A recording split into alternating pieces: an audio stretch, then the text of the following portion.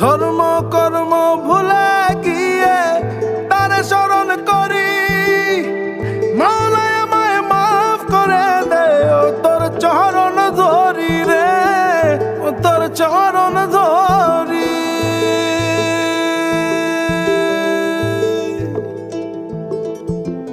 মৌলা আমার বাড়ি